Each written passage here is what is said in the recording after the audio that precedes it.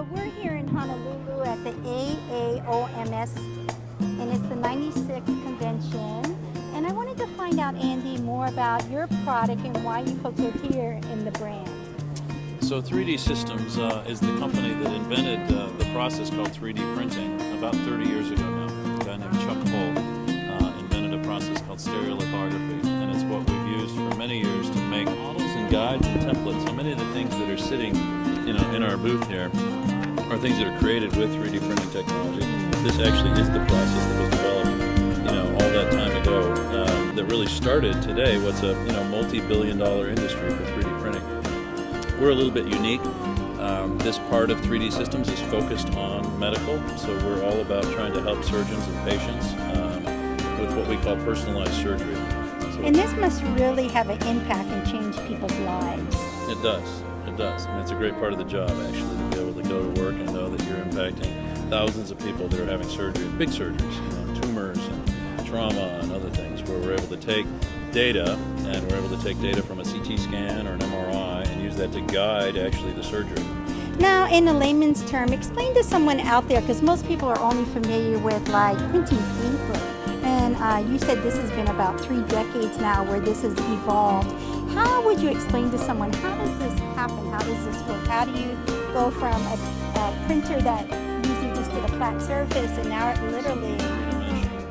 So think of a paper, you can think of a paper printer, and if you're able to print out little sheets, you took an orange, I use an orange as an analogy, but if you took an orange, you sliced it into thin kind of horizontal sheets, and you laid down a little sheet, and then a bigger sheet, and a bigger sheet on top of each other to form an orange out of paper. It's kind of what we're doing. So we're laying down, and here we're using an acrylic material, but we're laying it down layer upon layer upon layer, to where in the end you can kind of make out, it looks like a topographical map.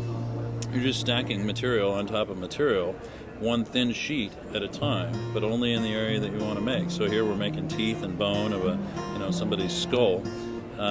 We also do the same for printing in materials like titanium, so actually in metal, fusing layers of powder together to form objects three-dimensionally. So using a CAD file in the computer, and you hit print, and then you come in and you've got the physical part in your hand. And for us, people that don't know the acronym of CAD, what would CAD mean? So computer-aided design, so like a three-dimensional file in the computer. So if you had, the microphone, for instance, you want to develop a better microphone, you could design it in the computer, and once you've got that three-dimensional design file in the computer, that's what drives a lot of what we need to get out, physically. So we use the 3D printing technology. So it's basically a whole new way to do reconstructive surgery. Yes. We're facilitating, methods that have been for many years, so surgeries that have gone on for lots of time, but we're now able to really use patient-specific data. So again, your X-ray to drive your treatment. So we know when we're going in to, fix your jaw or your hip or your knee, we know exactly what we're going to do, and we can help the surgeon be super efficient, time-wise, saving time in surgery and saving time in preparation and coming out with a great result. Now, are you folks just a national-based company, or does your work extend internationally? We are a company with offices all over the world, so we distribute products all over the world. 3D Systems is a publicly traded company based in Rock Hill, South Carolina. That's where our headquarters are. And, we work in both the whole what we call digital thread. So 3D printing is kind of the end when we're actually making things, but then you go to the start and we're involved in digitizing, so actually scanning objects. So if we wanted to again take the microphone, we could literally use a device to take that microphone in the physical world and put it into the digital world. And then we have tools to design and manipulate that file before we then can take it out to the physical world again by 3D printing. It's pretty amazing. So instead of just sending a message, now you can actually send a data file to another area in the United States or internationally that can build something that could really change someone's life. That's right. That's right. It's all digital. So you could send it from here to Korea, to Brazil, to the UK, wherever in the world digitally, and then it can be physically made, in that locale. What are some of the things that in the future 3D I can watch on the horizon for?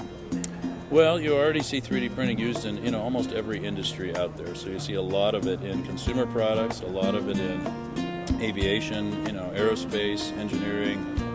We see, but increasingly you'll see it used for production, of real objects, production of things like sunglasses, and production of things like, parts of race cars, and parts of jet engines, and parts of the body, medical implants and other things. So you'll see a lot more of it. Historically, it's been viewed as a prototyping technology, where you can take, again, a design and quickly get it in your hands. So get it from the computer to in your hands to see, do you like it, do you want to tweak it a little bit?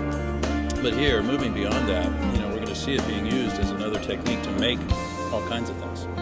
Well, thank you so much for your Thanks, time. Tina. I appreciate Sure. it. And how long will you folks be here in Honolulu? Just through the weekend. So Saturday is the end of the show here, and we're heading back to Golden, Colorado is where our team's from. Now, if someone wanted to get a hold of you folks and find out more about the technology, what's the best way to do that? 3dsystems.com is our website, and that'd be the place to gather as much information as you can. Okay, great. Well, thank Yeah. you, Andy. Thanks, I appreciate it. Yeah, Thank sure. you for your time. Thank you.